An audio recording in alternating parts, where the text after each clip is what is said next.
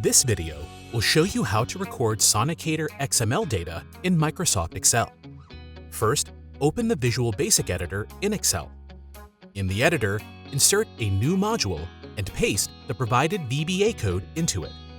This script is designed to connect to your Healshare Sonicator and capture real-time process data.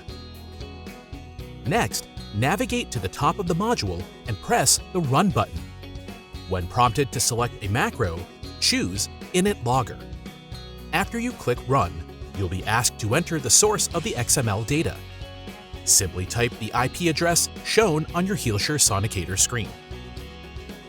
Once the IP is confirmed, Excel will begin logging the live data directly into your spreadsheet. It will automatically create column headers and populate each new data point every second. At the same time, a dynamic chart will appear, showing power, amplitude, and energy trends in real time. To stop the data logging process, return to the Visual Basic Editor and press the Stop button or close Excel entirely.